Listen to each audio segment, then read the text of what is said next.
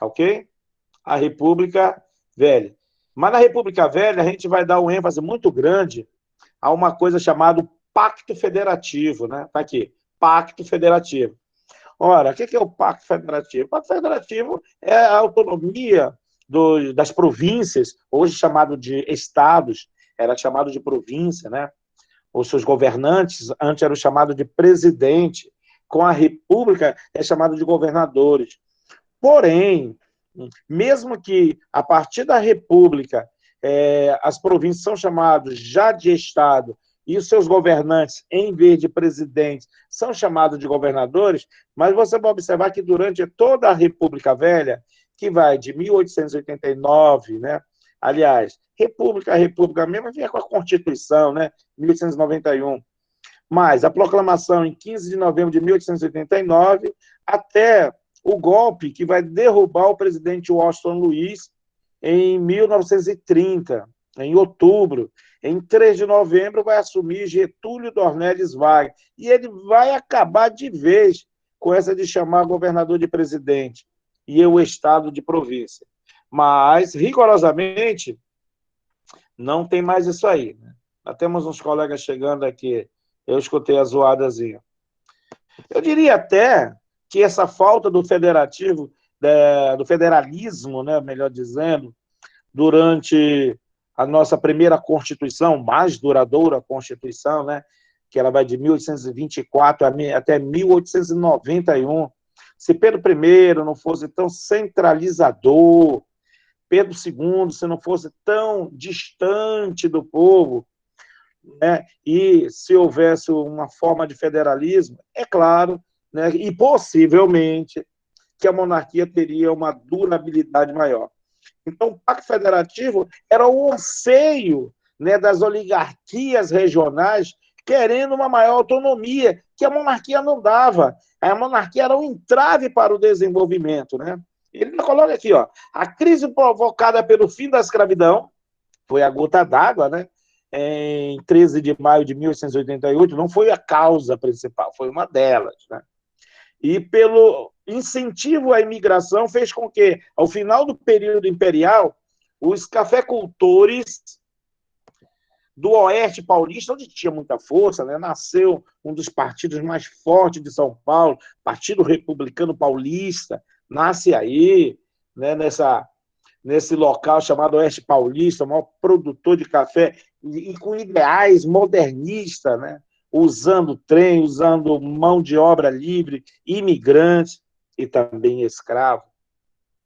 Por exemplo, é do Oeste Paulista que vai vir um candidato forte para a primeira eleição presidencial.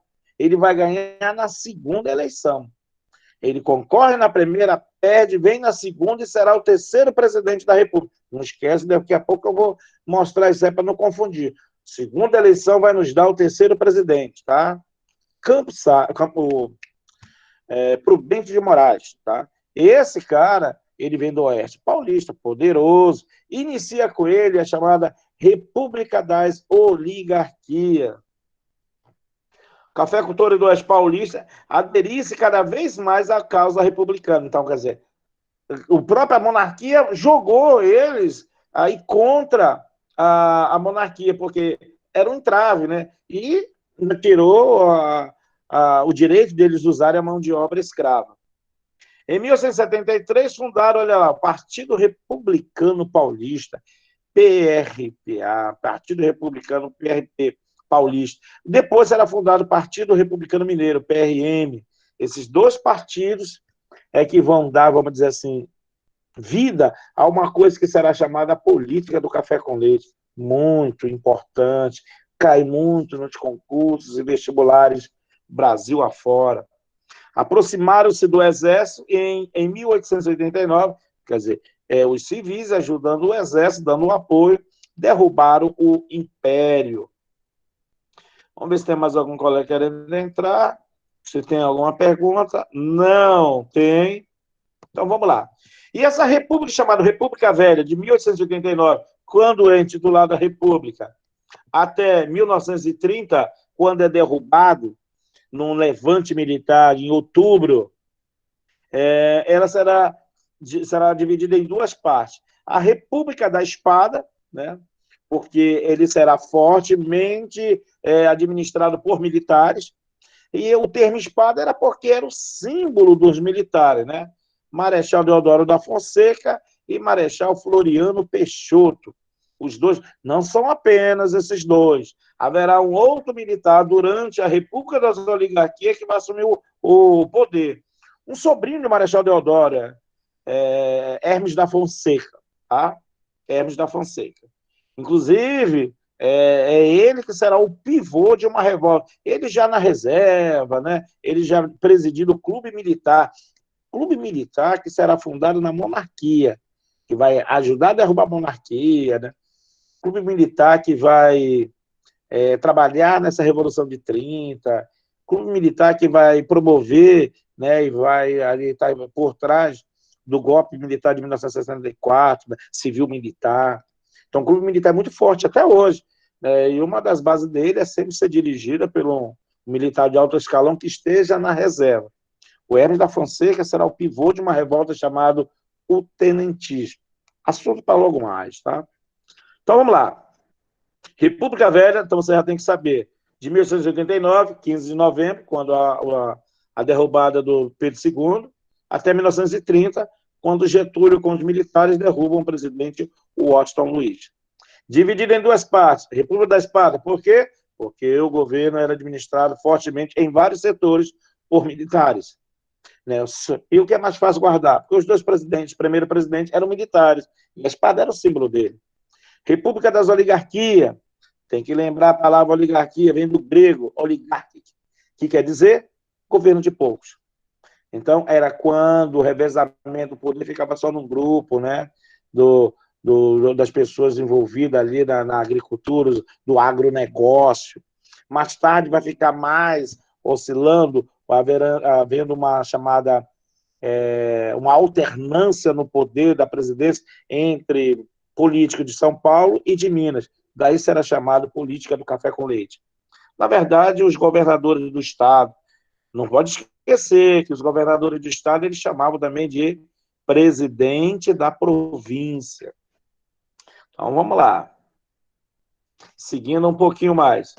E aqui nós temos a proclamação da República, né? Havia grupos descontentes com o Império Brasileiro. Quer dizer, o Império, se estivesse ali mais próximo, negociando, ele teria mantido a sua cadeira há mais tempo. Aí nós temos aí fazendeiro do Oeste Paulista, altamente com ideais republicanos. Nós éramos digamos, um pássaro estranho no ninho. Né? As independências vieram na América, todo mundo fazendo república, né? Quase todas já dando a libertação dos escravos, a gente uma monarquia e com o trabalho escravo. Setores do exército, os militares, descontentes, junto com as camadas urbanas. Povão, nem ficou sabendo. Há um livro que, volta e meia, trecho desse livro está em concursos e vestibulares e Enem da vida, chama-se Os Abestalizados. Os Bestalizados, a palavra é essa, Os Bestalizados. Isso foi um termo que um jornalista deu e mais tarde um historiador deu para o tema do livro. Ele disse, e o povo abestalizado viu as tropas passarem. Ele quer dizer que o povo ficou alesado, vendo a tropa passar para proclamar a República, para derrubar Pedro II, e eles pensavam que era um desfile militar. Tanto que algumas partes do Brasil custou a saber que não era mais o monarca, era um presidente. Houve revoltas, né, no caso, pró-monarquia, e outras revoltas durante o período que não era pró-monarquia, mas eles eram simpatizantes, né, como era o caso de Canudos. Não queriam, né, proclamar uma monarquia de volta, mas eles eram favoráveis à monarquia.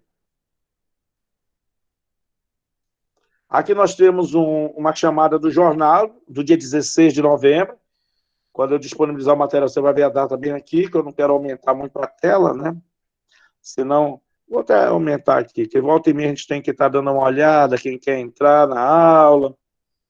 Mas esse jornal aqui é do dia 16, que ele vai contar aí, né? Como é que está aí. Vamos ficar com essa tela aqui, enquanto não entra ninguém, que a gente vai ver melhor.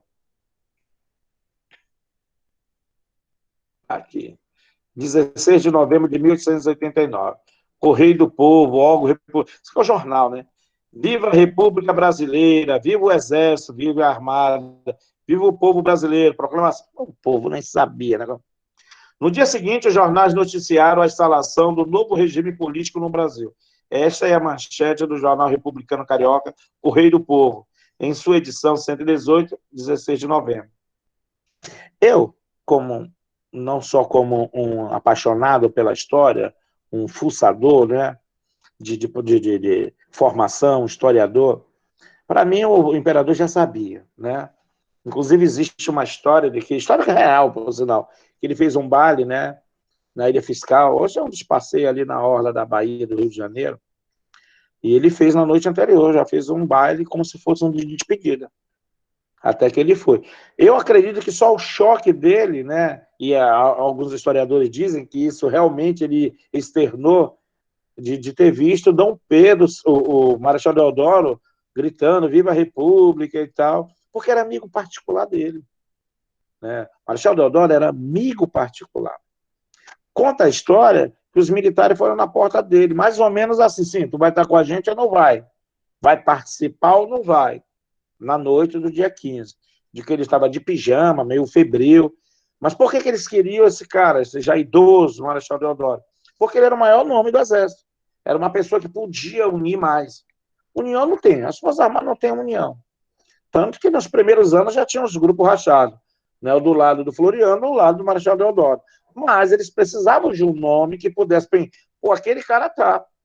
É um movimento do aluno que ele quer um professor ali para poder reivindicar. Não, o professor está com a gente, por mais que ele não goste, e o professor seja amigo até do diretor. Mas é um nome forte para estar numa reivindicação. E iludiram ele, falaram que não tinha... Né, contaram um monte de história e realmente não teria muita volta mesmo. Não, que já estava certo e tudo, e ele foi, vestiu a roupa e foi. E proclamou a República. E depois foram os emissários na casa de Dom Pedro, já mandar uma carta informando, né, que ele tinha que pegar as coisas dele e ir embora. Não podia levar nada de valor. Confiscaram tudo. Esse aqui é Benjamin Constant. Outro dia agora estava um político, eu não sei quem é que estava falando, de uma foto dele atrás. Eu falei para mim, isso é o Benjamin Constant. Vocês vão observar que é comum, no Brasil afora, ter sempre algum colégio cuja homenagem é a Benjamin Constant.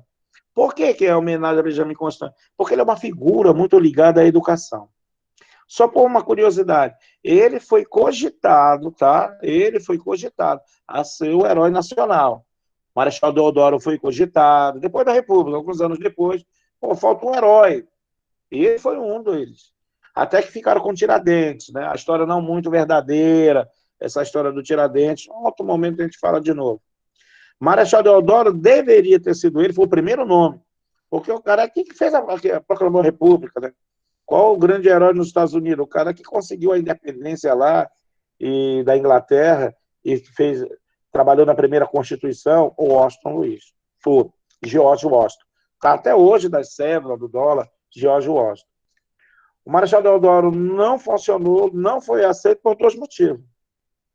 Mesmo o cara que proclamou, mesmo sendo ele o nome da proclamação da República, mesmo sendo ele o primeiro presidente eleito no Brasil, ele era amigo da família imperial. Ele se parecia, né? Ele tinha uma fisionomia, a barba, tudo, com o Dom Pedro. E os militares não queriam, muito jovem. Já o Benjamin, os militares mais velhos não queriam, devido o ligamento dele a uma corrente filosófica que funcionava quase como uma religião, né? Os positivistas.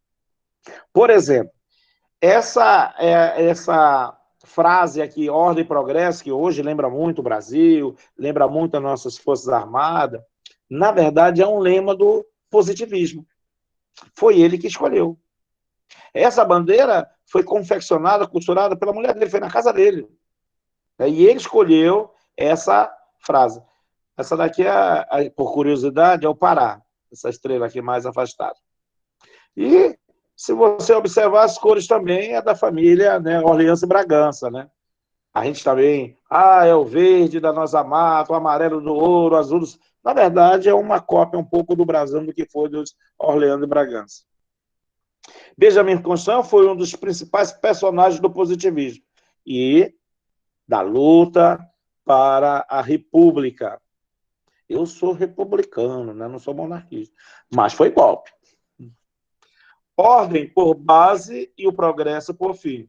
Não esqueça, ordem e progresso é um lema de uma corrente filosófica chamada positivista, né? Que pegamos emprestado e colocamos na nossa bandeira.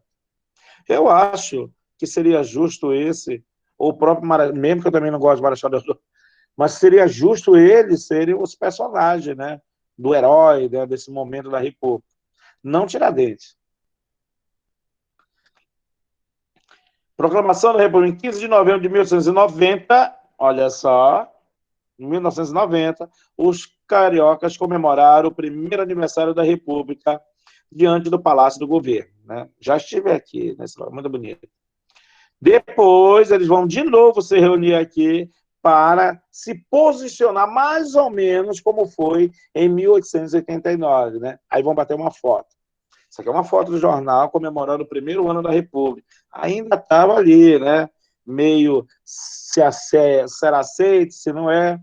Eles fizeram algumas medidas para que não houvesse mais risco da volta da monarquia. Uma delas é proibir que qualquer membro da família real voltasse para o Brasil, dos que foram deportados, né? De mencionar qualquer coisa. Lembra que o próprio Marechal Deodoro não foi escolhido o herói porque lembrava Dom Pedro? Isso é comum. Por exemplo, na Revolução Russa de 17, outubro de 17, outubro na Rússia, novembro no Brasil, logo depois que eles assumem início de 1918, eles vão fuzilar toda a família real dos czares, né? Sobrinho, filho doente, tinha hemofílico, o gato, o cachorro, tudo que estava envolvido com a família real, eles fuzilaram. Por quê? Para não ter risco da volta da monarquia. Então, isso aqui. No Brasil, o que eles fizeram?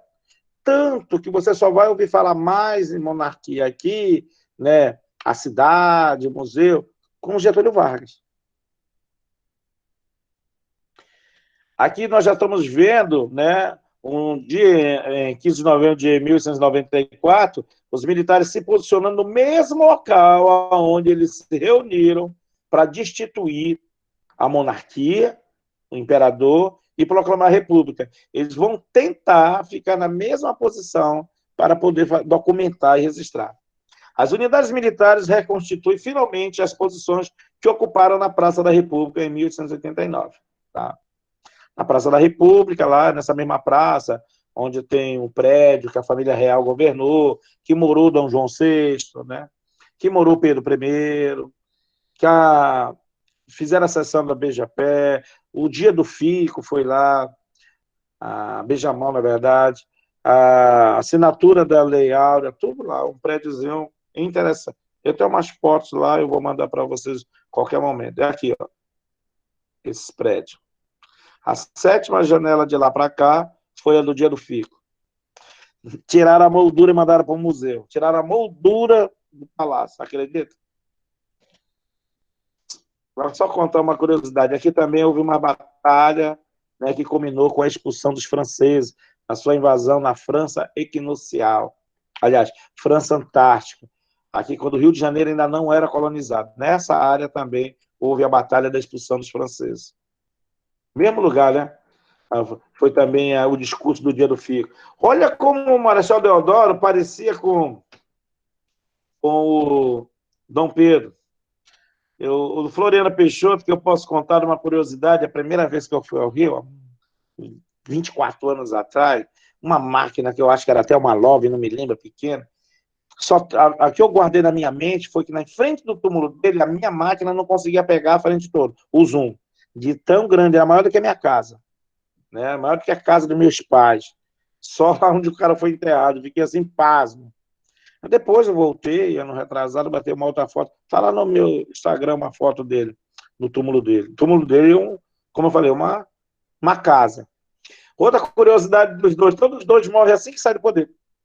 Esse sai aqui em 1891, ele assume no início do ano, ele vai abdicar, vai, na verdade, renunciar em novembro, final de novembro. No início do ano seguinte, 1892, ele morre. Esse sai em 94 e em 95 ele morre. Das Alagoas. Esse foi comandante Guerra do Paraguai. Eles eram inimigos, tá? Não eram amigos, não. Na presidência, na primeira eleição, eles estavam em lugares diferentes. Naquela época, uma boa parte, inclusive, das eleições no Brasil era a seguinte: você podia votar o presidente de uma chapa e o vice da outra, tá? A nossa primeira eleição foi indireta, no início do ano de 1891. De 1889 até 91, o governo era provisório. Quem estava no governo provisório? Marechal Deodoro. Tinha até um comportamento mais maleável. Quando ele ganha a eleição, ele até dá uma mudada, né? Ele torna-se mais centralizador. Tanto que ele vai ser obrigado a renunciar. Então, em 1889 até 1891, governo provisório. Ele convoca deputados constituintes para elaborar nossa segunda Carta Magna, nossa segunda Constituição. A primeira, de 1824, era uma Constituição baseada, né, copiada, do modelo das constituições das monarquias europeias. A segunda, dos Estados Unidos. E a primeira eleição, já a Constituição dizia que seria indireta. A partir daí, seriam eleições diretas e com voto aberto. Aqui, desse material e no outro, ele vai estar lá as principais, vamos dizer assim, novidades nessa Constituição. E nós vamos comparar com a anterior, porque isso cai em prova, isso cai em concurso. Então, vamos lá. Quando veio a eleição, esse cara ganhou, mas o vice dele perdeu. Esse que era vice e o candidato principal perdeu. Lá do Oeste Paulista, né, que eu falei para vocês, lá, o Prudente de Moraes. Depois ele volta e ganha a eleição de novo em 94. Vai ter um fato curioso, né? Se você prestar atenção no que eu falei, né, muitas informações, de 1889 até 91, ele governa o Brasil provisoriamente. Ganha as eleições no início de 91. Mas quando dá em novembro de 91 mesmo, ele renuncia.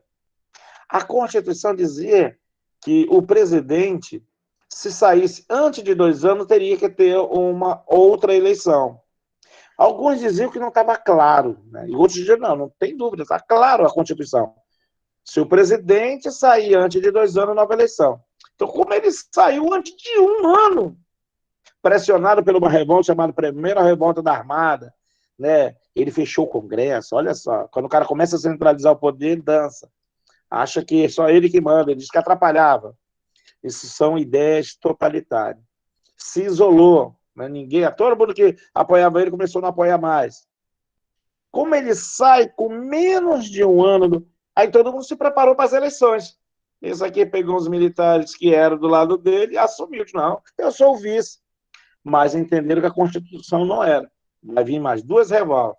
A chamada Segunda Revolta da Armada e a Revolta Federalista no Rio Grande do Sul.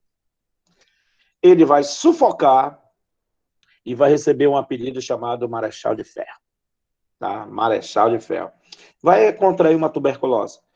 Quando ele tem que passar o mandato para... E nem queria terminar o mandato. Ele queria continuar mais um pouquinho, né? Que terminava aqui. Ele queria... Só que muito doente e pressionado, ele convocou as outras eleições. E o amigo dele, né?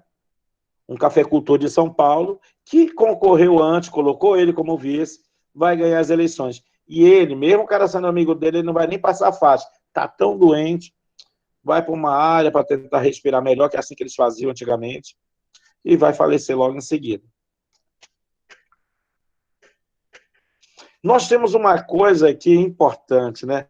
Esse intelectual como ministro, vão pedir a cabeça dele, ele não era pequeno. Rui Barbosa, inclusive, concorreu à presidência algumas vezes, foi senador, e Rui Barbosa ele vai trazer uma política que o apelido virou nome, encilhamento. Ele não chamou de encilhamento, mas nos concursos você é obrigado a saber encilhamento. No Brasil, muitos dos termos, inclusive da República Velha, tem muito a ver com corrida de cavalo, ou com cavalo, com o mundo equestre. Não, o esporte principal era cavalo. Então, quase tudo. Encilhamento foi uma política econômica que, volto a dizer, não tinha nome de encilhamento. Foi dado, né, pela imprensa, que ficava cutucando. Rui Barbosa tinha uma ideia maravilhosa, né? Qual era a ideia dele? Fazer com que o Brasil se industrializasse.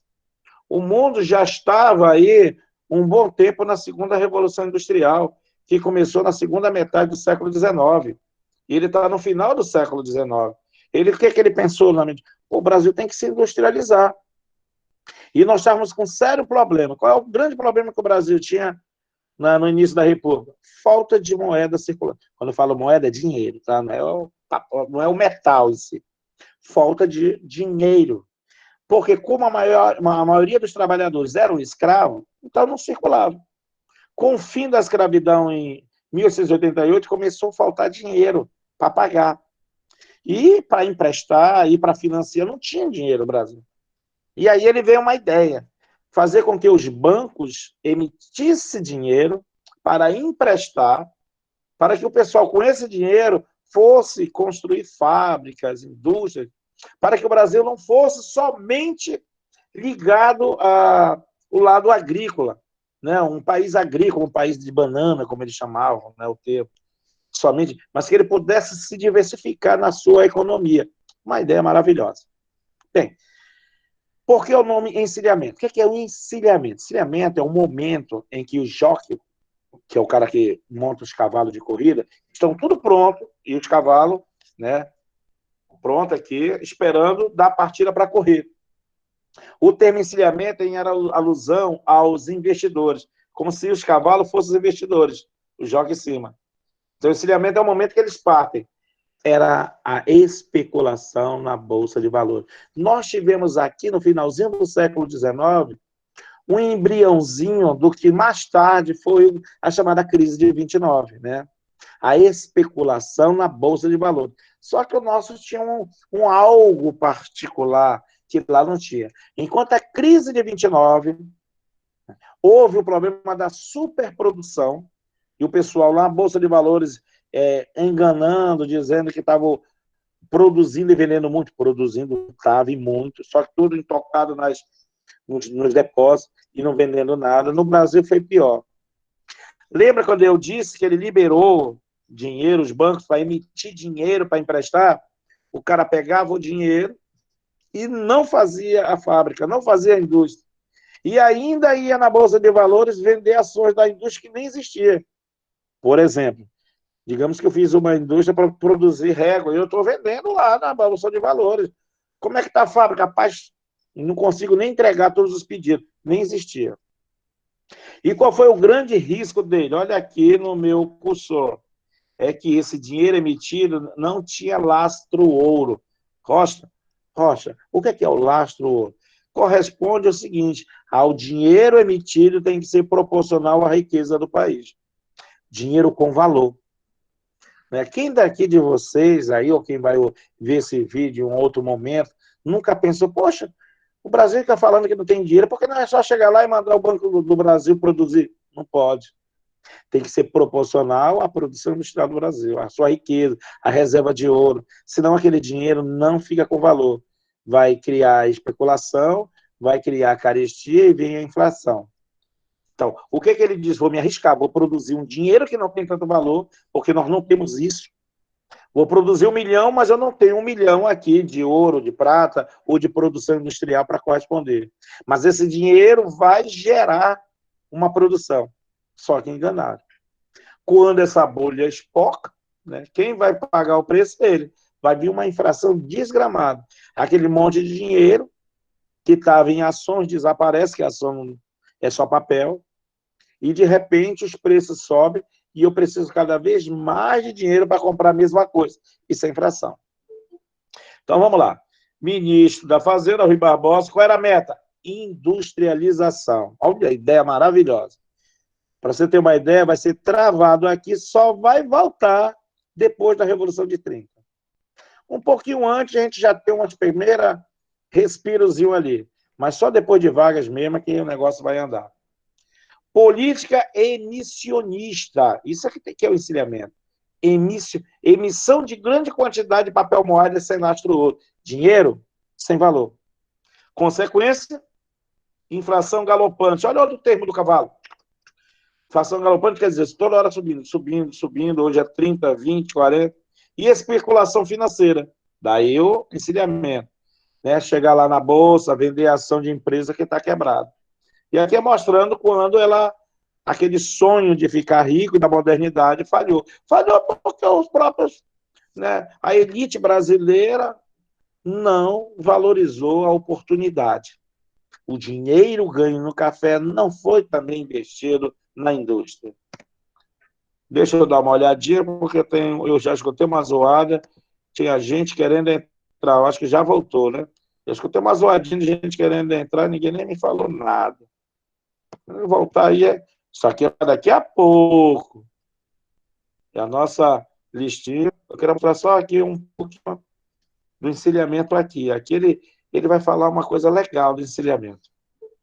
Vocês vão ver como cai muita questão sobre encilhamento. Por isso que eu estou mostrando de novo, até parei lá, tá? Olha, houve a abolição da escravatura, salário a um número maior de pessoas, todo trabalhador era assalariado a partir daquele dia. Da noite para o dia, hoje é escravo, amanhã é assalariado. Cadê dinheiro para pagar todo esse mundo? Procura por papel moeda. Papel moeda quer dizer o dinheiro, tá? Então, quando você olha e fala qual é o dinheiro ou qual é a moeda, ele está falando qual é a moeda no Brasil? Real. Qual é a moeda nos Estados Unidos? Dólar. Qual é a moeda na Inglaterra? Libra esterlina. É o dinheiro. Rui Barbosa, o ministro, autoriza os bancos regionais, hoje é só o Banco do Brasil, a emitir papel moeda em quantidade pré-determinada pelo governo. Olha, tu vai produzir 50 mil, vocês podem produzir até isso. E pode emprestar à vontade para o pessoal industrializar o Brasil. Pegaram o dinheiro, embolsaram, ainda venderam ações da empresa que não existia. Especulação na Bolsa de Valores, grande emissão de papel moeda. Especulação é isso, compra e venda. Por isso que foi chamado de encilhamento. Quando a Bolsa de Valores abria para os negócios, eles corriam para comprar e vender o máximo que pudesse. Por isso que está chamando encilhamento. Repara que eu estou repetindo toda vez, encilhamento. Não na lista de hoje, né? Na lista de hoje a gente vai ver o assunto anterior. Mas guarda que vocês vão ver muito isso, né? Essa aula aqui ela vai ser dividida em mais de uma parte, ela é grande, né? O assunto é muito longo. Desvalorização e inflação. Claro, dinheiro não tinha valor, as coisas aumentavam. Aí os cafeicultores que vivem de importação e exportação ficam putos, porque eles começam a pagar o pato, né? A galera da indústria embolsaram a grana, e aí quem é que paga? Marechal Deodoro vai ter que afastar o Rui Barbosa, seu ministro. O time não tá fazendo gol, o primeiro que dança é o treinador.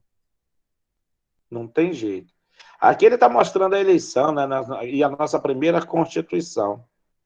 Lembra que foi convocado uma Assembleia Nacional Constituinte, de 1889 até aqui, 91, tá aqui o Marechal Deodoro, ele vai ser o presidente, né, ele vai ser um governante do chamado governo provisório.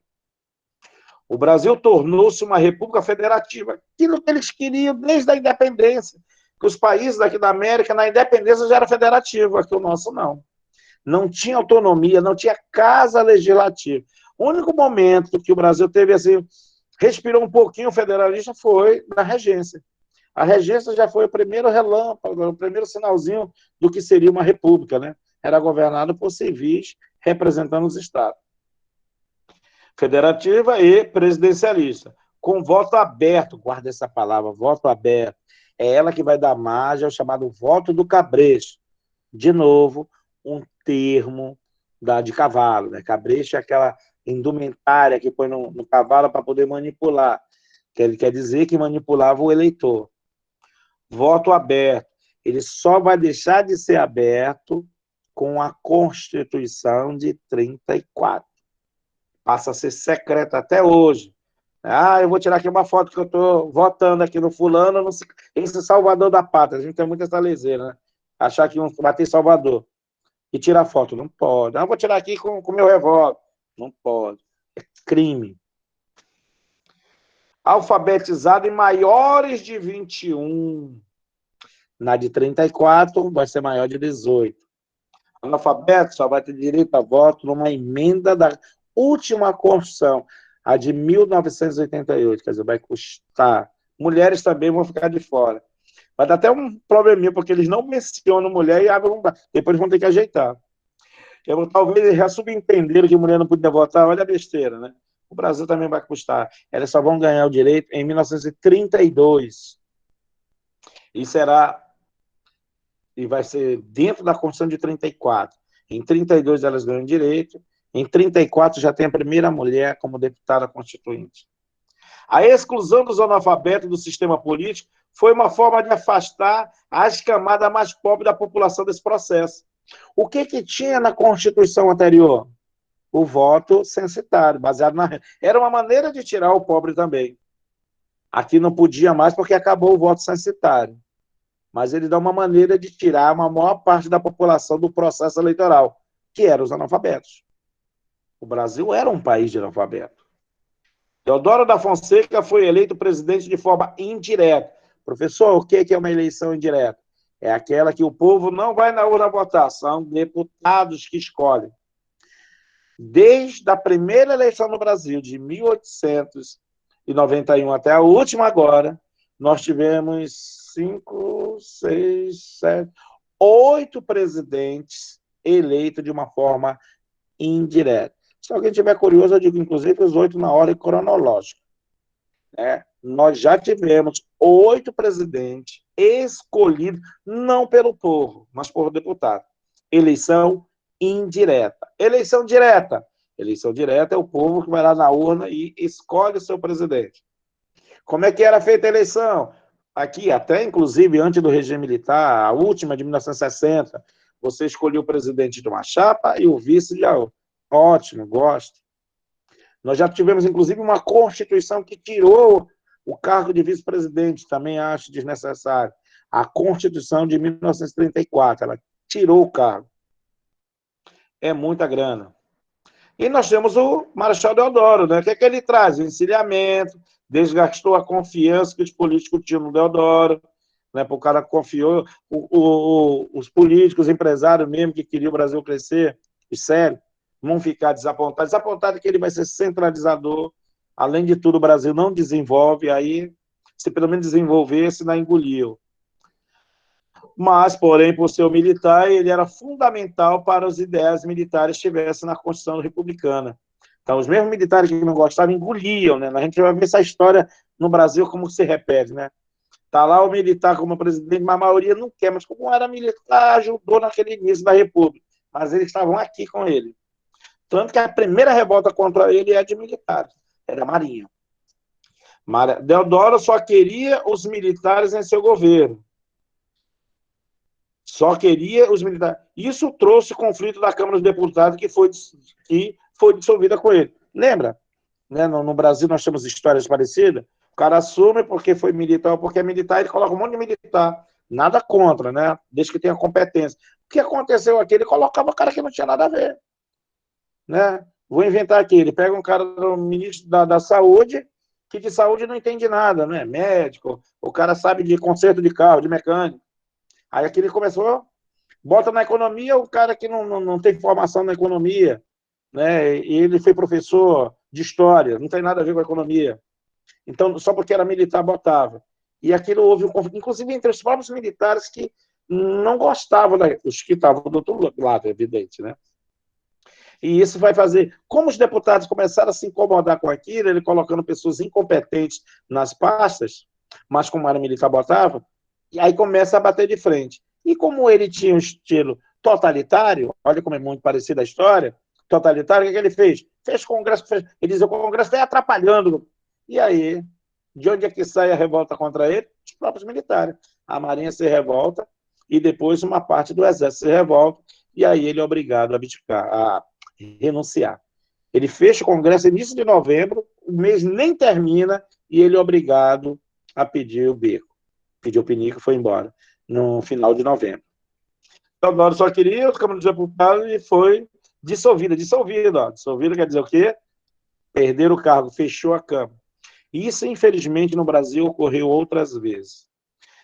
Aqui é uma foto, está lá no Palácio do Catete, o original disso aqui, né, dessa pintura. Se você observar aqui, como é que o artista fez, era mostrando que sai de dentro da urna os representantes do povo, né? O presidente, uma urna estilo grego, e a soberania, que é a democracia. As mulheres vestidas de grega. De um lado o presidente, do outro o vice. 2 militares, mas de grupos diferentes. O candidato a presidente desse daqui é esse capa aqui, ó. Prudente de Moraes, que não ganhou. Vai concorrer depois. Vamos ver se tem alguém querendo entrar? Tem, meu Deus, sozinho aí o Mário. Ninguém avisou, a Vânia não dá nem para saber, né, Vânia? Quando tem alguém querendo entrar? Vânia, nós temos um bocado de palavras novas, né? As questões, hein? Não entendi. As questões. Às 19h30. Olhei agora, faltam 2 minutos. Eu vou trabalhar mais um pouco aqui para a gente fechar com aquele outro vídeo. Né? Ver o que... Mas já... Quando tu falou, eu olhei para cá, já lembrei. Vamos lá. A segunda Constituição no Brasil, olha, elaborada por uma Assembleia Constituinte. Qual é a diferença da primeira? É que a primeira foi outorgada, foi o imperador que impôs. Essa daqui é promulgada. Lembra quem está desde o início nesse projeto, né? No nosso projeto, nessa aula. Né? Constituição outorgada, imposta, promulgada, feita por uma Assembleia Nacional Constituinte. Lá era uma monarquia, aqui uma república presidencialista. Lá teve uma influência das monarquias europeias, aqui dos Estados Unidos. A Constituição ela é baseada na dos americanos. Uma federação composta por 20 estados autônomos, as províncias sendo chamadas de estados. Voto universal, né? Que eles chamam de sufrágio.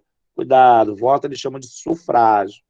Mas quando eles chamam de sufrágio universal, quer dizer sem restrição. O Brasil não era. Né? Custou a ser uma eleição de um sufrágio universal. Então, voto direto e descoberto, quer dizer aberto.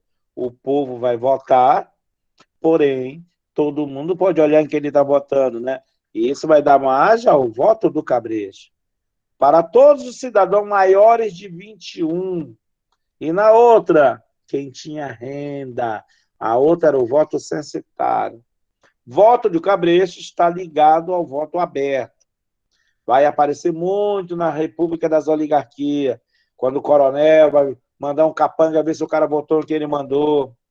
E nós temos aqui 3 poderes, né? Lembrando do livro de Montesquieu, o Espírito das Leis, lá dos iluministas, Executivo, Legislativo e Judiciário. O que mudou? Não tem mais o poder moderador. O poder moderador que veio desde a Constituição de 24. Acabou. O poder moderador que era... tinha como seu presidente o monarca, o imperador. Lembra que também não tem mais o parlamentarismo, né? Só que aquele parlamentarismo era fantoche, né? Era migué. Separação entre o Estado e a Igreja Católica. Isso tem um nome. Chama-se Estado laico. Não esquece essa palavra. Né? Desde o início da República, nós temos um Estado laico. Na prática, não é verdade. Né? Você vê que o Brasil ele tem todo o cuidado nas datas festivas religiosas, né? Chamado aí dos feriados religiosos. O Estado laico mesmo não deveria ter, mas ainda é muito forte, né? A religião cristã, e principalmente a católica no Brasil. Ela decidiu eleições e rumo. Então, no papel, Estado laico, né? Na prática, não. Quer queira, quer não, né? O presidente, quando eleito, sempre está um membro da igreja lá. Antigamente era só o bispo, um cardeal, né? Um arcebispo. Agora tem até outro segmento que é louvável, né? Ecumênico, já que o Brasil é um país cristão, mas de vários segmentos, e de não cristão também, né? As religiões afro, e temos que respeitar, né? O direito. Então, Estado laico. Alguma pergunta para a gente passar para nossas questões? Paula! Cadê a Paula? Tu entrou depois, foi, Paula? É a República Velha. Cadê a Paulinha? É a República Velha. Eu falei já no início, mas aí quem entrou depois não deu para... Eu sempre faço aquele comentário, um bate-papo sobre o assunto antes da gravação. Tá, Paulinha? Cadê tu aí? Quer falar alguma coisa? É República Velha, vai de 1889 até 1930. Esse assunto ele vai encerrar com a chamada Revolução de 30. A partir daí, a gente vai para um outro assunto também muito presente em concurso, tá? Chama-se a Era Vargas. Ok, Paulinha? Toda vez que fizer uma pergunta, tá, Paulo? Se eu não responder logo, porque se eu estiver lá no slide e eu não estou vendo, pergunta aí no áudio que eu vou e respondo para vocês, tá? Então, vamos dar uma relaxada, né? Deixa eu só ver aqui se ainda tem mais alguma coisa importante aqui para a gente fechar essa primeira linha de raciocínio. Aí a gente vai trabalhar umas questões aí, ver como é que estão. Então, viram a diferença das duas constituições? Guarda isso, hein? Vocês vão ver questão de concurso aí, ele comparando as duas constituições, tá? A primeira, outorgada, a segunda, promulgada. A primeira, 24, imposta. A segunda, feita por uma Assembleia Constituinte. A primeira, de 1924, copiada do modelo europeu monárquico. A segunda, copiada do modelo americano. A primeira é uma monarquia. A segunda, república presidencialista. Tá? E federalista. Quer dizer, os estados têm autonomia. Eles Professor, vão... Oi? esse conteúdo sobre República Velha tá junto com a proclamação da República? É a parte dela. É a parte dela, tá? Beleza. Ela começa com a proclamação da República em 15 de novembro de 1889, tá, Fernando? Tá bom, Aí ela professor. vai...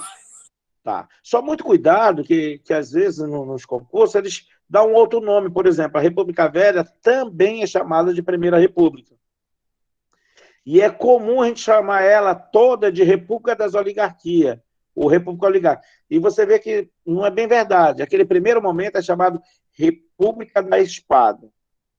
Né? Depois que ela é chamada República das Oligarquias, e a partir do quarto presidente, você já vai ver eles chamarem a política do café com leite. Alguns autores já dizem que no terceiro presidente já era a República do Café com Leite. Não é verdade, porque não era um revezamento entre São Paulo e Minas, né? A partir do quarto presidente, sim.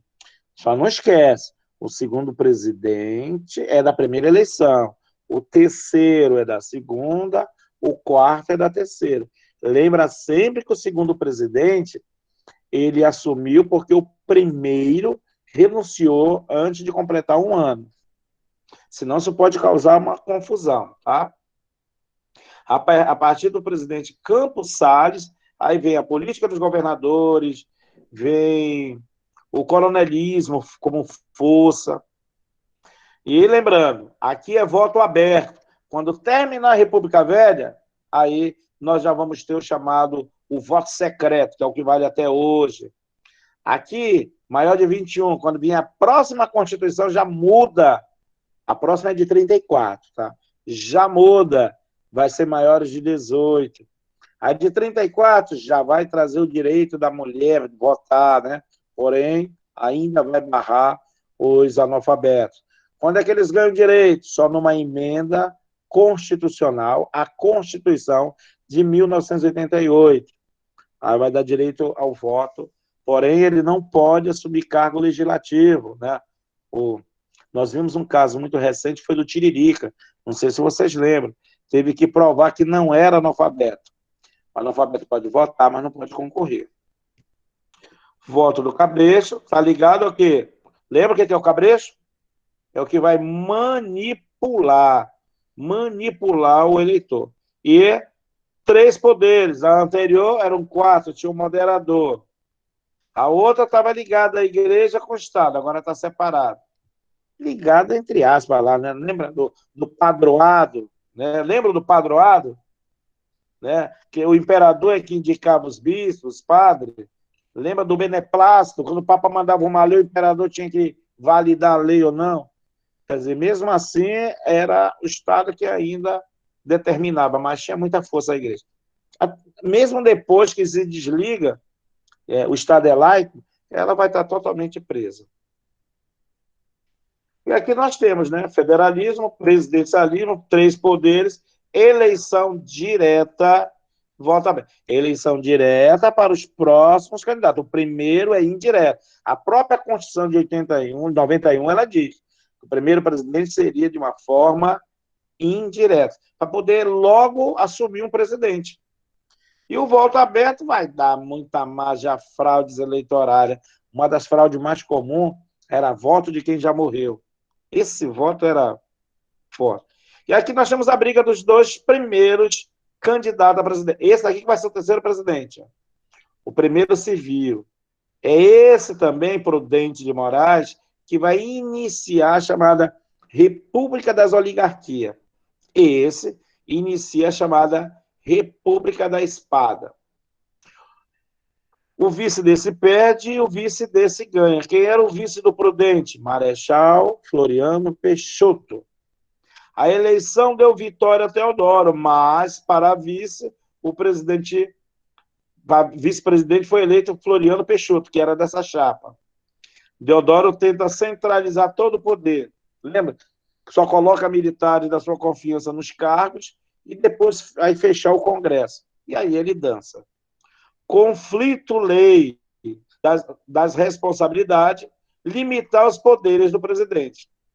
Ora, o que o Congresso começa a fazer? A mesma coisa que eu fazer com Pedro I, limitar, tinha poder demais o presidente. Ele não gosta. Em novembro de 1891, manifesta a nação. Ele faz um manifesto dizendo que os deputados não deixavam ele governar. Papo, né? Você não vê isso no dia de hoje. Toda vez que é contra o cara, não presta. Aí ele dá um golpe e dissolve a Câmara. E aí, uma pressão, inclusive, dos militares. Né? A primeira reação é da Força da Marinha, né? Vai lançar os canhões para Guanabara, e aí depois vem a falta de apoio dos políticos, dos fazendeiros, né? Do Oeste Paulista, e aí ele fica sem apoio e fica abandonado. Claro que vai ter militar lá que vai morrer por ele, né? Mas do outro lado tem um grupo bem maior que não aguentava mais a imprudência do Marechal Deodoro. E aí ele pede o bico. Não tinha feito nem um ano, ele entrou no início de 91 e sai em novembro. E aí que vai dar margem para 2 revoltas. Porque em vez de fazer nova eleição, o Floriano foi lá e se apossou da presidência com apoio militar. E aí a Marinha se revolta de novo, né? É a segunda revolta da Armada. E aí ele consegue conter a revolta. Bem, vamos ver como nós estamos do assunto anterior. Renatão, está preparado? Vânia, está preparada? Vânia, tu não foi assistir a novela não, né? Então vamos lá, ninguém foi assistir jogo nem nada não. Vamos ver então a questão de número 1. Quem vai ser o primeiro a responder? Certo ou errado? Irineu Evangelista de Souza, o barão e depois Visconde de Mauá, foi um empreendedor que investiu em vários campos, companhia de navegação a vapor no Amazonas, Rio Grande do Sul, companhia de iluminação a gás no Rio de Janeiro, companhia de bonde, estrada de ferro, banco, telégrafo, já estou botando outras coisas que não tem aqui. Né? Em qual período da história do Brasil Mauá se destacou? Tá. Esse assunto está fresquinho na mente, dá para matar rápido. Eu já quero virar e ver as respostas. Em qual período da história do Brasil Mauá se destacou? Deixa eu olhar minha resposta. Agora já quero olhar de vocês.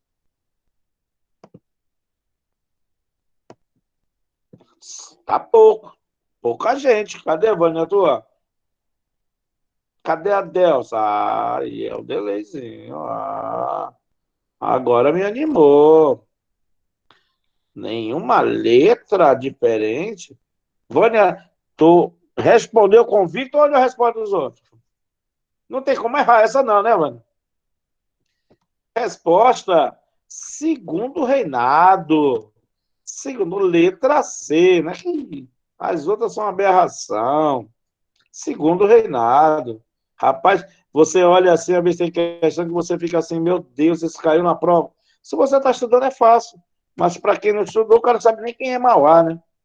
Não sabe nem quem foi Irineu Evangelista. Ah, vamos dar o crédito, né? Quem foi o primeiro que matou? Tem que dar o crédito. Elisandra Torres. Vamos lá, Elisandra. Vamos manter esse pique na frente. No cangote dela está Gabriel Bezerra e Dona Helena Stephanie. Bora ver. Segunda questão. Vamos ver se o nível já vai subindo, que essa estava muito banal. Vamos ver. A partir do golpe da maioridade, em 1840, a vida partidária brasileira resumiu-se a dois partidos. Os antes, Partido Progressista passou a se chamar de Partido Liberal. E o regressista passou a se chamar Partido Conservador. Pode-se considerar como característica desses partidos. Então, ele está falando daquele final da regência, no início do segundo império, né? O correto segundo reinado, em que nós temos dois partidos, os conservadores e os liberais. Estou dando tempo para você dar uma lida, né? Para não chegar lá e já querer ver lá mais 5 ou 6 respondidos. Ver quem é o primeiro que corre na frente. Já vou olhar. A primeira foi Elisandra, né? Naquela. Cadê a questão 2? Onde que ela começa?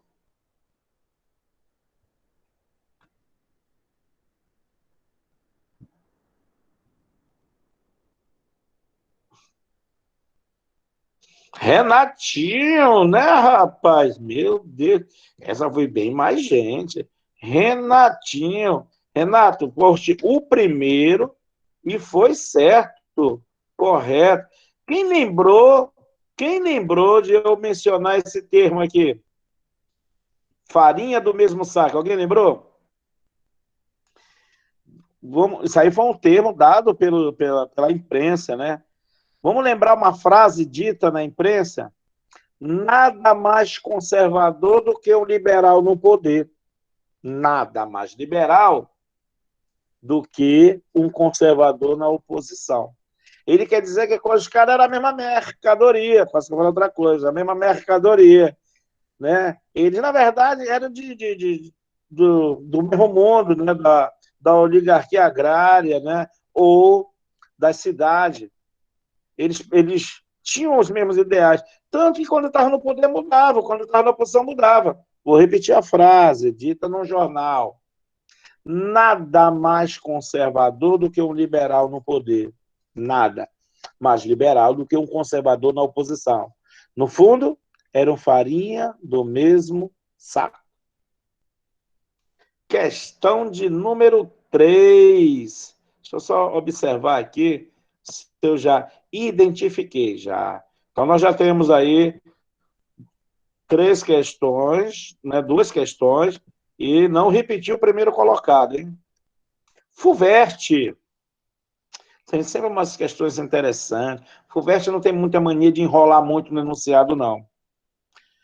Historicamente, o primeiro passo para o advento do parlamentarismo no Brasil ocorreu na época do Império, com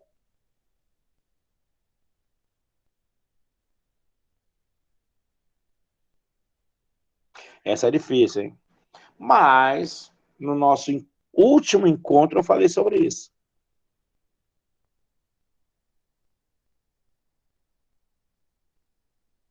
Historicamente, o primeiro passo para o advento do parlamentarismo no Brasil ocorreu na época do Império com...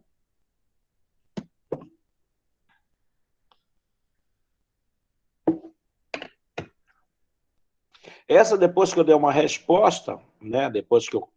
Se alguém quiser algum comentário, inclusive na outra também, né, deveriam. Mas como nas duas primeiras não houve divergência, então eu entendi que não houve também dúvida. Mas aqui, se a gente der uma resposta, você pode pedir para me comentar qualquer um desses outros acontecimentos, fora o da resposta, tá? Eu vou dar uma olhadinha lá, depois eu volto aqui de novo. Para minha surpresa, tem bastante. Agora, Kennedy foi o primeiro. Agora, como tem letra diferente, a gente vai ter que discutir, né? Nós temos A, B. Por enquanto, só letra A e letra B. Não sei se tem outra letra aqui, tem não.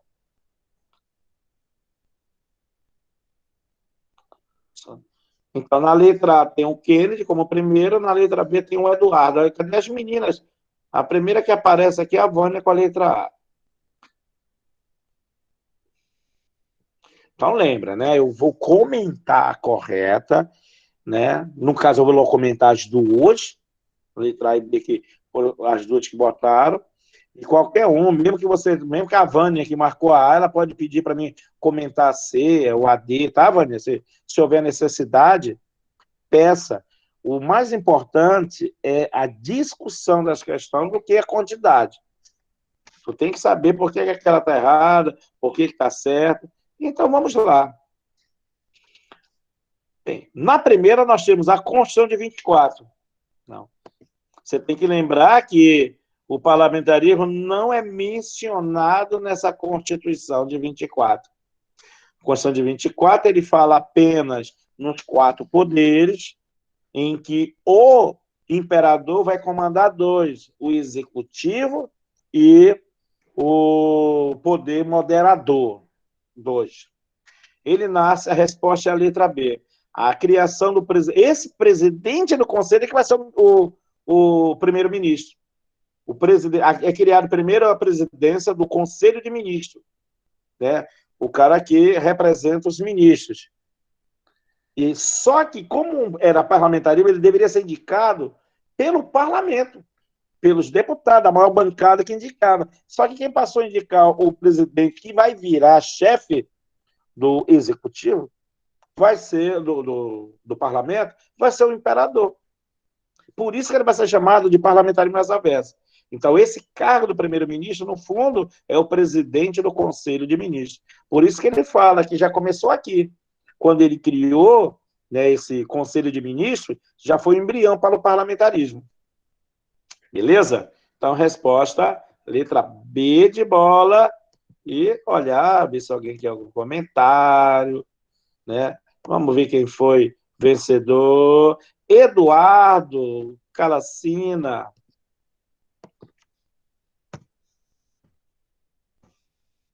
Ah, então eu vou para lá para a questão. Qualquer coisa fala no áudio aí, né? A abdicação de Dom Pedro. O que acontece depois da abdicação? A regência. Depois da maioridade, que é 1140, já vai ser o segundo reinado. Questão 4. Também Fuverte. Já muda o assunto. Nós estamos em 1850, segundo reinado.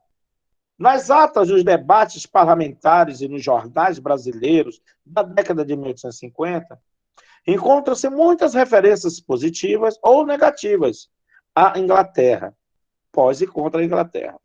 Essas últimas, em geral, as negativas, né, devem-se à irritação provocada em setores da sociedade brasileira por pressões exercidas pelo governo inglês para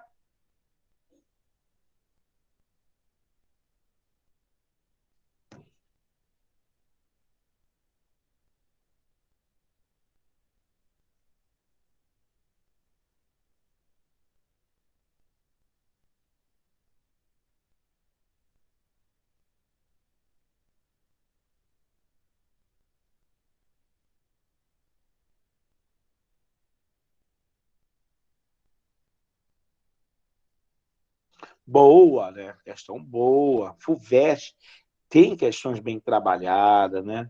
Não é à toa que muitos concursos eles copiam muito as ideias da FUVEST. Vou dar um pulinho lá no chat, olhar se já temos. Eu sei que vai dar mais trabalho. Josué e Eduardo. Cadê as meninas? Cadê as meninas? Nós temos dois com a mesma letra. Essa requer que peçam para olhar, hein? Essa requer que tem que pedir aí para comentar. Deixa eu ver se mudou alguma letra. Letra D, letra D, letra D. Tô procurando o nome da Vânia e não tô achando. Elisandra. Vânia, cadê? Cadê tu? Ainda não se decidiu, Vânia? Tá difícil a escolha?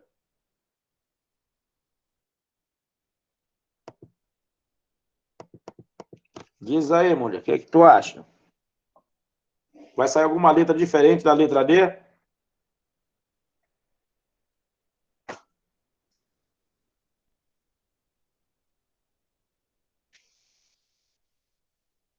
Ou não vai?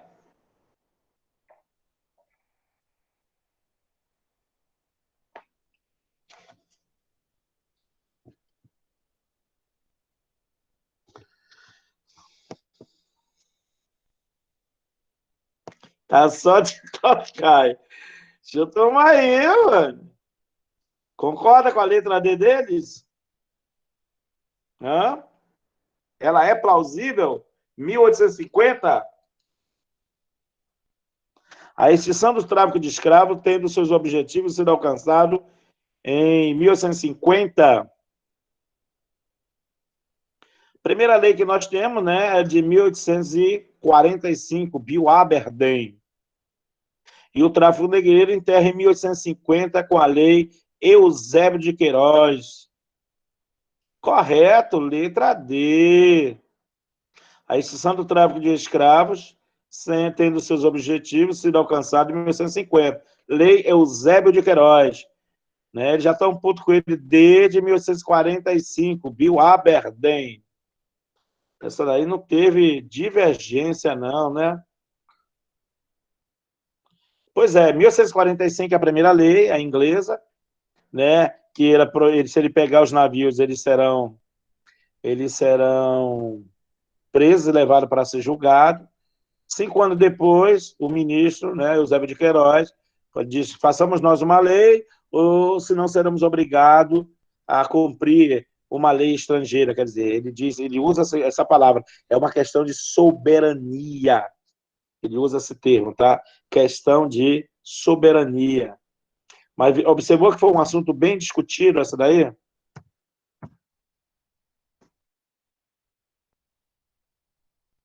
E vamos lá.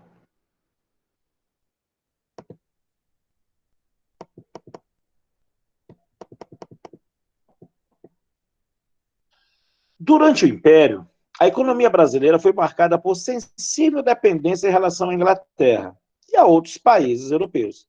Essa situação foi alterada em 1844, com... Lá vem data de novo, né, Vânia?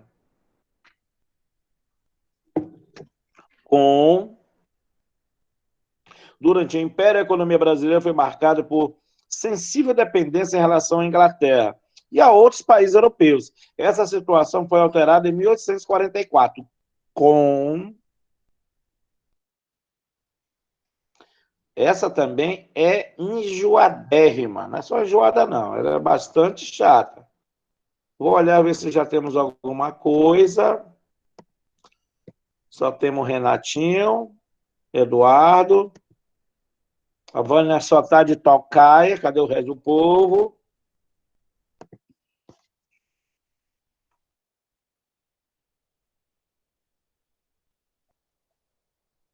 Não esquece de, se tiver com dúvida, perguntar. Por exemplo, professor, eu tenho uma curiosidade. O que é esse tal de convênio Taboaté? Né, quando eu terminar de dar a resposta. Pergunta. Professor, e essa letra D? Eu não entendi direito. Dá para o senhor explicar a letra B? Vamos lá. Dá para explicar a letra A? Façam isso, pensa aí, que se não falar nada, a gente pensa que está todo mundo entendendo tudo. Nem terminei de ler. Não, que eu vim dar uma olhada aqui na resposta. Toda questão meio complicada, mano, eu dou uma olhada lá e volto, tá? Toda vez que a questão for mais enjoada como essa, eu dou uma olhadinha lá, ver o que o pessoal está marcando, mas eu volto. Né? A anterior, a 4, eu também fiz isso, né? Volto, ver se tem algum comentário, ver como é que está partindo, se tem mais de uma opção, se o pessoal está com... Quando tem assim uma questão, 3 letras marcando, eu já vejo que dá uma divergência grande. Opa, então é uma questão que eu tenho mais cuidado para explicar. Se todo mundo marcou só uma letra, então quer dizer, foi uma questão que, em tese, não houve tanta dúvida. Aí tem que partir o colega que tem mais dificuldade para se expressar, né? Poxa, parabéns para quem está entendendo. Se você não está, você tem que... Afinal de contas, você precisa da sua vaguinha, né? E para isso tem que... Então, vamos lá. Você viu que essa questão, apesar que tem a mesma letra, mas foi uma questão que teve menos pessoas marcando. Eu estou vendo aqui pouquíssimo. Pouquíssimo. Significa que tem gente que está com muita dúvida, né? Com medo de marcar. O que eu vou marcar? Então, eu vou dar a resposta e você, por favor, faça a pergunta. Corretíssimo. A primeira é a letra A. Aliás, a questão é a letra A. A substituição do livre-cambismo. O que acontece com isso aqui? Antigamente entrava o produto à vontade, agora ele vai ter que pagar uma taxa. Chama-se protecionismo alfandegário, de 30% a 60%, segundo a ideia do ministro Alves Branco, aquele meio sem pescoço, parece um pinto. Então, lembra quando eu dei o exemplo? Se eu quero produzir essa garrafa no Brasil, não dava, porque o material era caro, ele ficava caro, chegava um que não pagava nada, vendia barato, eu não conseguia concorrer. Por isso que a Inglaterra dominava o mercado de produtos internos no Brasil. Com essa primeira porrada e acabando o livre-cambismo, o produto sem a proteção alfandegária, né, do país, agora o produto para entrar ele vai pagar uma taxa alta, de 30% a 60%. Opa, agora eu já consigo produzir. Depois veio uma outra medida chamada Silva Ferraz, uma lei de outro ministro, que ele vai baratear as ferramentas e produtos para me produzir a garrafa. Então, a garrafa pronta para entrar fica caro, mas o material para eu fazer aqui fica mais barato. Então, eu tenho uma melhor competitividade. Com isso, eu vou me desprendendo da dependência dos produtos ingleses. Beleza? Por curiosidade, o Convênio Taubaté, de 1906, ele é um acordo entre os presidentes de província, né, os governadores de São Paulo, do Rio e de Minas, inclusive um deles, Nino Peçanha, que vai ser presidente, primeiro presidente de cor no Brasil. Lá no meu canal tem um vídeo com a foto dele, eu comento. Eles decidem que o Estado, que a nação, deveria pegar empréstimo para proteger os cafeicultores, né? Se eles tivessem algum prejuízo, eles bancassem. E que nesse empréstimo viesse dinheiro para pagar o armazenamento do excedente, para proteger só ele. E que também se diminuísse a área plantada de café, porque já estava havendo uma crise no preço do café. Depois ela dá uma estabilizada de novo, então eles já estavam se protegendo com essa crise. O presidente da República, que estava saindo, terminando o mandato dele, era Rodrigo Alves. Ele dizia, uma boa ideia, mas vocês é que paguem o empréstimo, os estados e não a nação. O outro presidente depois voltou atrás. Claro, né? Os caras que estavam na presidência eram cafeicultores, pô. Então, é claro que fizeram lei. Inclusive, é nessa lei que vai ser prevista uma coisa que Getúlio Vargas vai fazer muito: queimar o excedente de estoque do café para poder o preço do café subir. Convênio Taubaté, feito lá porque é uma área de grande produção de café. Governador de São Paulo, Rio e de Minas. Questão, ninguém perguntou essa, eu falei porque ela é importante para nós. Por isso, meu irmão, por isso eu já me antecipei, né? Que a Vânia só diz isso, professor, isso, mas não diz, não pergunta, né? Não pede uma dúvida, né, Vânia? Ainda tem uma foto dela quando ela era bebê no carrinho dela. Bem, então, vamos para a questão número 6. Toda vez que a questão for bem enjoada, eu vou avisar logo. Vamos ver o que diz essa daqui. Sobre o parlamentarismo praticado durante quase todo o segundo reinado e a atuação do Partido Liberal e Conservador, podemos afirmar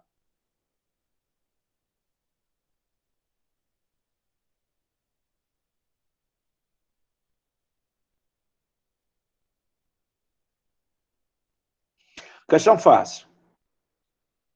Fânia, essa é fácil. Essa dá para resolver. Mackenzie, né? O reitor da Mackenzie, que hoje é o ministro da Educação. Mackenzie também é um dos grandes vestibulares no Brasil. Essa, deixa eu botar meu óculos. Não usa assim porque fica muito perto e dói, não consigo enxergar. Vânia, eu já vou dar um pulinho lá para ver como é que tá as respostas. Vamos ver. A Vânia já respondeu, caladinha aí. Rapaz, tá vendo que é uma questão boa, né? Uma questão boa. Um monte respondeu, até Vânia, até Vânia. Tu lembrou da farinha do mesmo saco, Vânia, agora? Até tu, Vânia. Era o farinha do mesmo saco. Letra D. Liberal e conservador, sem diferenças ideológicas, né? Significativas, né? Sem muito.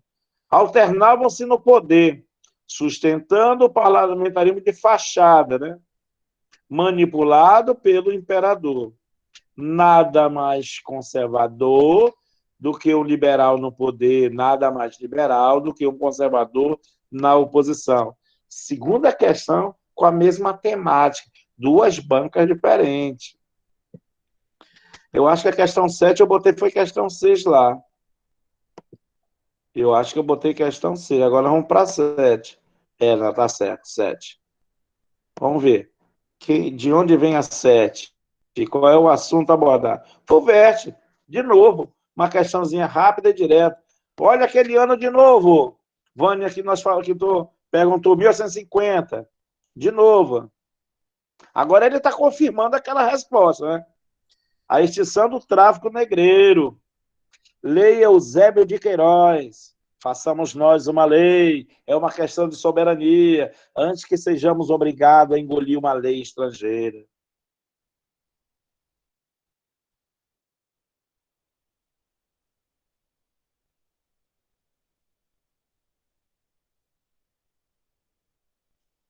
Resposta pequena, pergunta pequena, mas as opções meio, se o aluno não prestar atenção, ele pode dançar.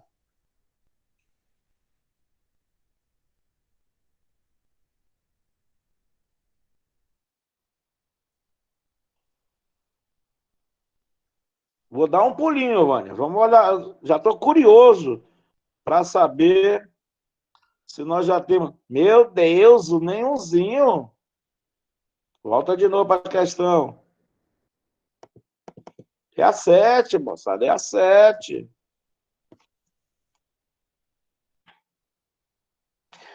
Olha como essa daqui também fala, né? Só que aquele o dia e o mês. Olha de novo. Isso é bem a terceira ou quarta questão que fala dessa data, né, Vânia? Olha como ela vem na prova, né, a data. Porque é uma data importante, 1850. Tem ela e tem a lei de terras, né? Eusébio de Queiroz e a lei de terra no mesmo ano. Diferença aí de pouco espaço de dias.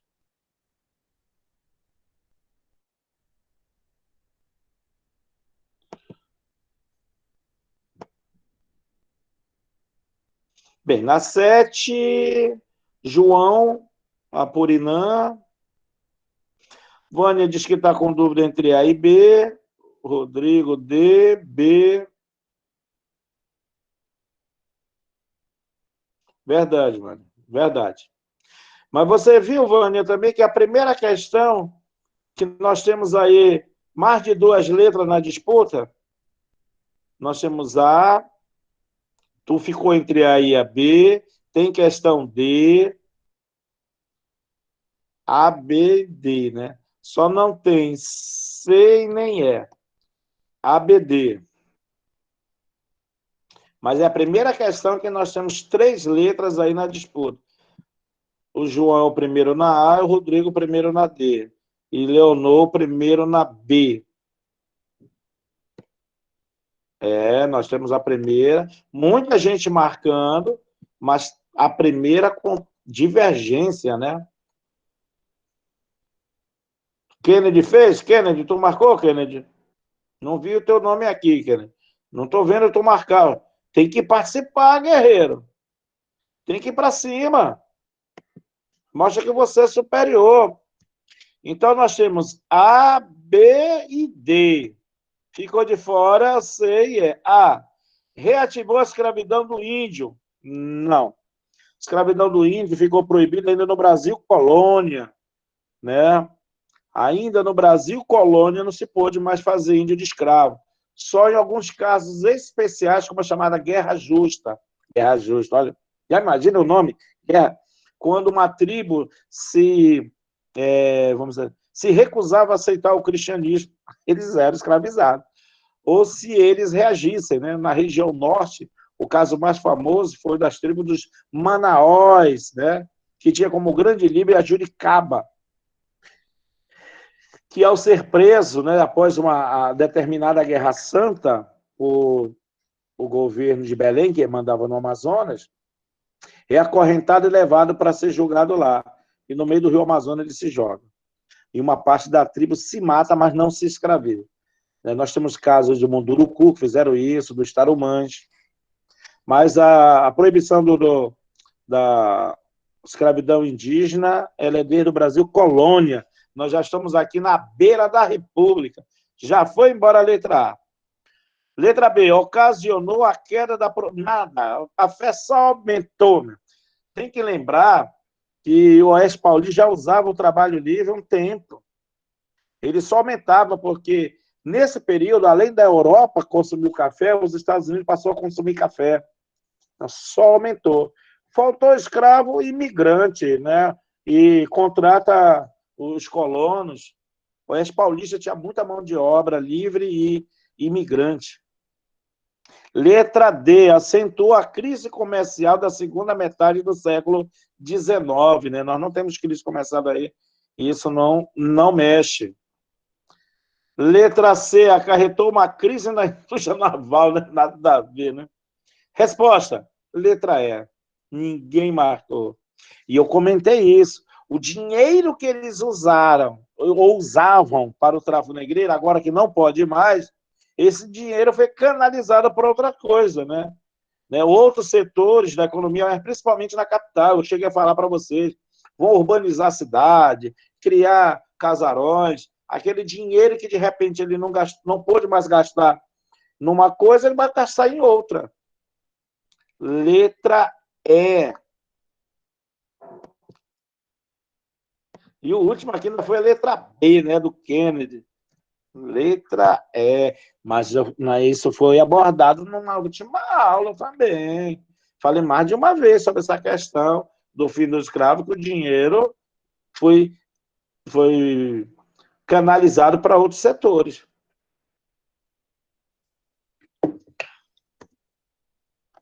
8. O que nos diz o 8? Olha de novo, Vânia, de novo, com detalhe, né? A 8 dá até o dia. Essa 8 ela é lascada, né? Em 4 de setembro de 1850, foi sancionada no Brasil a Lei Eusébio de Queiroz, ministro da Justiça, que aboliu o tráfico negreiro em nosso país. Entenda-se, não é dentro do país, é intercontinental. Interprovincial continuou valendo, tá? Em decorrência dessa lei, o governo imperial, no mesmo ano, aprovou outra lei, a Lei de Terra. Dentre as alternativas seguintes, assinale a correta.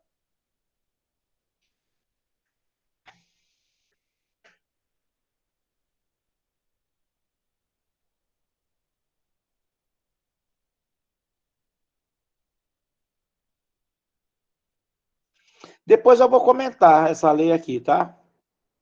Isso aqui foi criado pelo presidente Abraham Lincoln.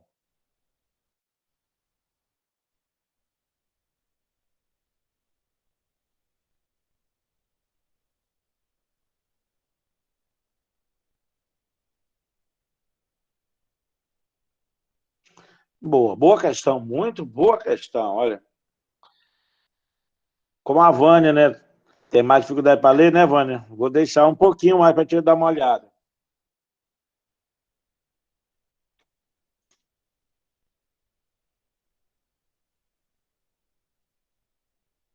Se eu passar, se eu esquecer, Honest Act. Para eu poder... Não, a pronúncia é uma porcaria, que eu não falo inglês. A próxima aqui já caiu aqui na prova, olha, da Universidade do Estado do Amazonas, CIS, 2018, questão nova, feita pela FUNESP, tá? É a banca, FUNESP. Deixa eu primeiro olhar a resposta, que eu não lembro a letra. Vamos ver se já temos alguém marcando. Agora vai ser mais difícil, né? Nós temos letra A com Helena. Tá assumido, né, Helena? A primeira na A e a primeira na D, Josué. E a primeira na B, Vânia. 3 letras de novo. Marcou errado, é, mano? Como é que tu sabe qual é a certa? Né? Qual é? Essa Vânia é uma brincante, né? Quando ela vê um monte de letras, ela disse que ela marcou errado. De repente era só tu certo, hein, Vânia? Tem que acreditar em ti.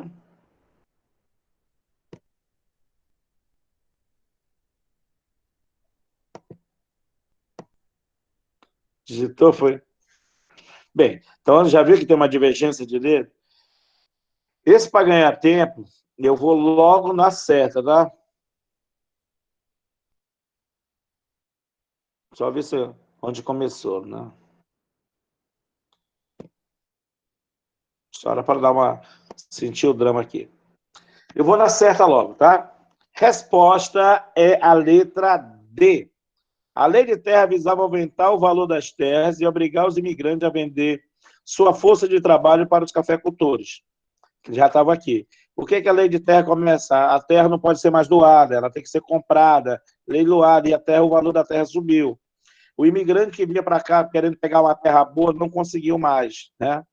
Então era forçar ele a não ter terra e continuar trabalhando quase como escravo, né? Eles fazem até o chamado sistema de parceria, lembra? Trabalhar para pagar as despesas, para depois tirar. Ele tinha direito a uma terrazinha, que não produzia nada, para produzir o dele. Mas ele não conseguia adquirir uma terra boa, porque o preço subiu. Já Abraão Lincoln fez diferente. Ele determinou uma quantidade de terra boa e hectare para todo mundo que quisesse migrar para os Estados Unidos. Ele oferecia condições de terra. No Brasil, não, ele dificultava, fazendo com que a terra fique mais inacessível ao imigrante. Olha a diferença entre Abraão Lincoln e aqui. Qual foi a primeira lei? A letra A, né? Alguém marcou aí? A lei de terra facilitava a ocupação das propriedades pelos justamente o contrário, né? Na verdade, a lei de terra ela vai sacanear até mesmo os pequenos colonos, porque eles tinham sesmaria e sesmaria ficaram proibidas. Param de dar sesmaria e depois tem que legalizar quem tem. E aí as terras é leilão, e muitas vezes eles não tinham dinheiro, quem comprava era fazendeiro. Mas a lei de terra foi feita para dificultar aquele imigrante que vinha com a granazinha querendo adquirir uma terra boa para ele. Não consegue, tá? E aí o imigrante fica aí, já está aqui mesmo, né? E ele fica tendo que trabalhar para o fazendeiro com a sua força de trabalho. Vânia, qual é que tu ia marcar mesmo, Vânia? Qual era que tu ia marcar? Letra D, né? Tinha acertado, né, Vânia? Letra C, acertou, verdade. Pessoal, vou dar uma encerrada. Primeiro eu vou encerrar aqui, depois a gente bate aquele papo de encerramento, tá? E